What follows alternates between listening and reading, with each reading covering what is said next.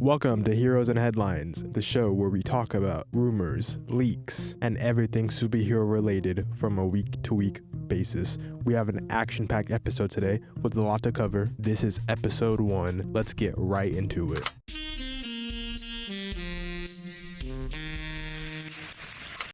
Let us go through our handy-dandy checklist. We have X-Men, another Doomsday trailer, Sebastian Stan, who is he playing?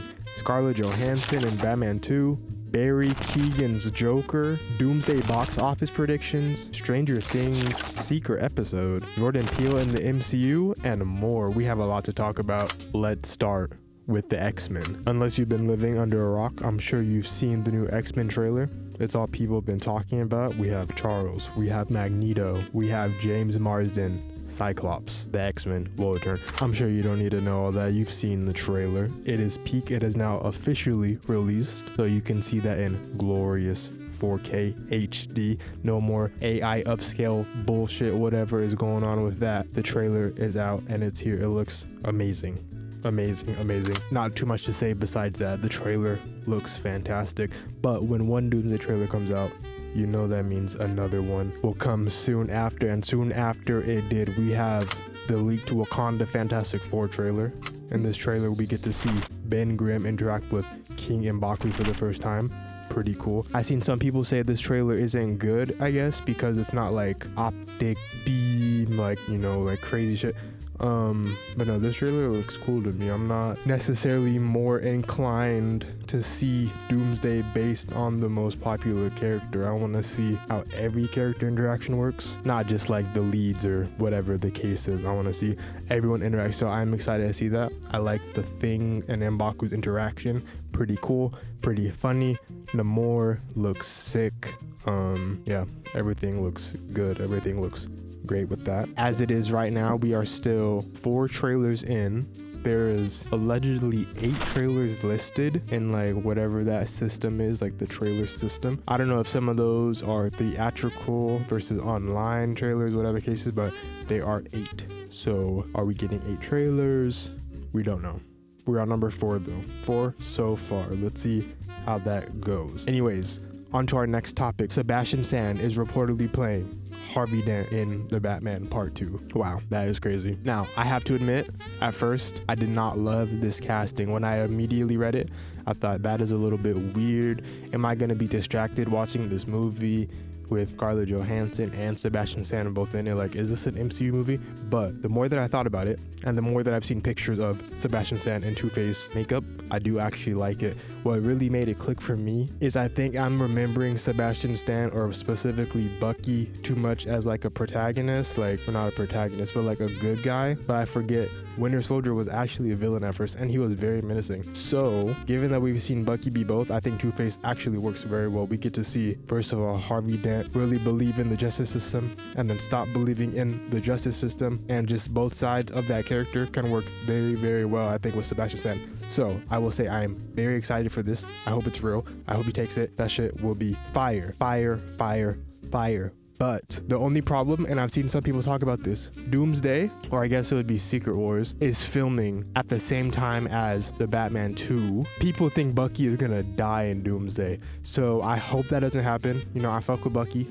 Bucky's like great character, but it might be GG's for him. He might be over. He might be making his way to the DC, not even the DCU, to the Matt Reeves verse, the epic crime saga, right? Yes. Okay. Now that brings us to our next point. Let's stay right here.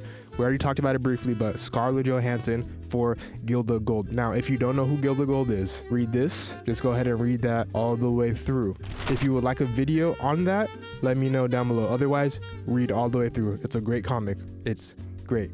She will be playing Gilda Gold. Minor spoiler alert, it is Harvey Dent's wife. And that's all I will say. That's the only thing I will say. Very interesting character. So if that is real, then that'll be good. I think they'll be good together. Okay, now for our final topic for the epic crime saga. Barry Keoghan, I believe that's his name, Keoghan, I'm sorry. Barry is reportedly reprising his role as the Joker in the Batman Part 2. Now, apparently, his Joker depiction is a little bit controversial. Some people really do not like it. I don't even think I've seen people say they really do like it. I think for the most part, people don't like it. I personally think it's fine. I haven't seen enough of it to have an opinion. It's really ugly, I will say, but I don't think that's necessarily a bad thing. Because a lot of people think that's not, they just don't like it. It's like too ugly, to this, to that. For me, the Joker does not need to be attractive or like whatever the case is. Him being ugly does not take me out of it. I just haven't seen him do much, so I can't say if I love it, if I hate it. I just feel indifferent. With that being said, I do look forward to him reprising his role, so we have the ability to expand on that. If there's one thing I will say about the epic crime saga, is that the villains are, for the most part, actually no, not the most part, the villains are all very well rounded. The Penguin show gives that verse a lot of credit as far as to what their vision is with villains. The Riddler is also very compelling, so I'm not gonna write off the Joker off of a 2-minute scene and a deleted scene. Like, I would like to just see more of that character, and then I will judge it based on that. Okay, so that is all for our epic crime saga. Let's jump back to the MCU Doomsday box office predictions. Some people are suggesting that this movie will make over $3 billion. Billion with a B. Now, I don't know about all that. You know, I, at the end of the day, am a superhero glazer. You know, I want all of these movies to make $1 trillion. I truly do. So that the genre could keep propelling this, that, and the third. But I'm a little bit of a realist, right? Think our economy is a little bit in the shitter, so I just don't think it's time to be aiming high with box office predictions. With that being said, I do think this will be the highest grossing MCU movie to date, given that it is an Avengers movie and people really like the X-Men. So like, yeah, this movie is gonna shit money. I just don't know if we're gonna hit $3 billion. Like, really think about that. $3 billion, that's a lot. But I hope it does. I don't know if it will. It's gonna make a lot though. Okay. Allegedly, Jordan Peele will be directing an MCU movie, or more specifically, directing and co-producing, I guess, or like distributing, I don't know, alongside Marvel with his production company Monkey Paw, his own MCU movie. Now, people don't know what that is. I guess some leakers have claimed this to be true. The Monkey Paw Twitter retweeted it with the little eyes emoji. Could just be to build hype, could be real.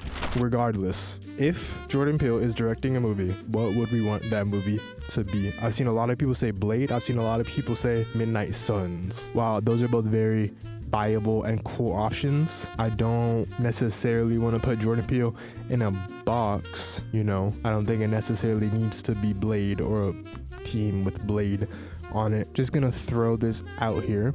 I feel like the sibling dynamic in Nope between Daniel Kaluuya and Keke Palmer is really strong. And I think the family dynamic in Us is very strong. Even the relationship in Get Out is very strong. I think he's good at character dynamic writing. So I think I'd want to give him something that has to do with either a sibling, family, or team. So personally, believe it or not, I would say let him do a Fantastic Four sequel, but let it be a little less squeaky clean family and let them go through some like shit.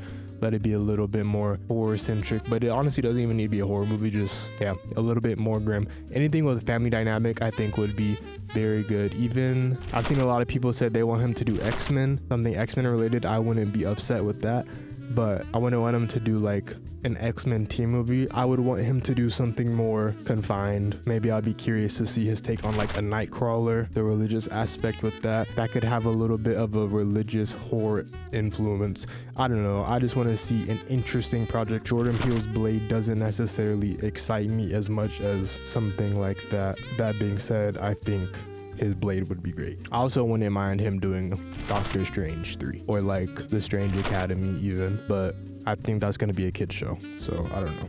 Anyways, next we have Doctor Doom's suits have leaked online and it seems to be real. The leaks, I can't show this, so I'll just give you some stock images. He has a sword, he has a shield, he's sitting on a throne, kind of like a prince or a king, like a low-key sassy, like, I don't know. That is like a drawing. There's also more like photorealistic or like costume test picture leaks of, I guess, RDJ in a suit with like pretty big eye slits. It's like almost an ancient medieval, like, I don't know. It looks cool though. It looks cool as shit, actually. I like how this looks a lot. The leaks look good. I'm happy with what they're doing. It doesn't look too MCU, for lack of a better word. Like, I don't want to see nanotech suit up on Doctor Doom. It looks like that's real armor that he had to put on his body one piece at a time, so to speak. So yeah, that all looks very good. That's great. Cook. Sadie Sink has had some interviews talking about Brand New Day for the first time, and I believe it was Jimmy Fallon. She talked about when she found out that she was playing the character was at the same time that other people said it, and some people have decided that this means, based on her words, that the implication is whatever people were saying she was gonna be for Brand New Day is what she actually will be if she found out through the internet and then later had that confirmed through her agent 2 days after. Does that make sense? Am I chatting? Hold on, stay with me. So people said she's playing Jean Grey. She sees it online. She's like, oh, this is news to me. I did not know. Then a couple of days later, her agent saying that she is in fact playing this character for Brand New Day. They want her, right? That's not specifically what she said, but you can watch the clip. I found out through online theories. Like, before I got cast in Spider-Man, like, there was speculation online that said Sadie Sink's gonna be in the new Spider-Man. I was like, I am? And then sure enough, yeah, like 2 days later, they asked me to do it. I don't know, people might be reaching, but I see what they're saying. All this to say, Sadie Sink, most likely Jean Grey for Brand New Day. We'll see though. And speaking of Sadie Sink, this brings us to our last point. The Stranger Things finale happened, as you know, as I'm sure you've seen. People did not like it. People did not like it so much so that apparently there is a secret final episode of Stranger Things that is the real finale, called Conformity Gate. As of recording this, it is January 8th and there is no Conformity Gate. I'm sorry, I don't know who needs to hear this, it's not happening. The show is over. You know, not the best ending, it happens, but it's over. I'm sorry. I'll see you in the tweets. Welcome to this week's tweets. We will go through this week's tweets, as the name suggests. There's really no structure to this. Any tweets I see throughout the week that I just wanted to put in this week's tweets. Okay, let's start this week's tweet. Okay, I've seen a frankly astonishing number of people going, oh, they got me with this one. I'm excited now. Don't bet against remembering your toys, I guess. Okay, so the X-Men trailer release has started some discourse about essentially a crowd of people upset that people are excited over something that I don't know, like what I don't really know. Like, I guess that they shouldn't be like, I don't know, bro. Please, like, maybe you could explain it to me. I don't know what they are upset about, but like, it's okay to be excited. It's also okay not to be excited. You know, if you see and you're not moved, that's fine. But like, this cynical thing where it's like, oh, you guys are losers, how are you so easily impressed? It's like, gang, you're not. Like, it's all good, bro. Let's keep it pushing. I think Hickman should be allowed to burn Marvel to the ground for how the MCU is cannibalizing his work and for casting that Thing as Doom. Yo, Thing is crazy, gang. Like, what did he do to you? Okay, so I don't really have an opinion on like the Hickman part of this. If Hickman does not like what Marvel is doing to his story, then you know that is unfortunate. I think he could fight his own battle, gang. Like, he got it. It's okay. Not to say Marvel has the best track record with comic writers. Let's not pretend that they do. Like, let's not do that. But like, burn to the ground is crazy. I think it's gonna be okay. It's amazing to me how an admittedly cool 2-second moment can make goldfish memories turn around on half a decade of insults and failure. Okay, so like, my thing with like, as you can see like the theme here, right? My thing is like, if I'm seeing something that looks cool, that I'm enjoying what I'm seeing, am I supposed to be like, oh, but X, Y, and Z was ass, so I'm not gonna get excited for this? Or is it not more normal to see it and be like, oh, maybe it'll be better because it looks better? Like, am I tripping? Like, what? Again, it's okay to like something, it's okay to not like something, but like, I don't understand this mindset. I'm genuinely confused. Oh, so it's kind of like the other 10 movies where he does this and it looks exactly like this.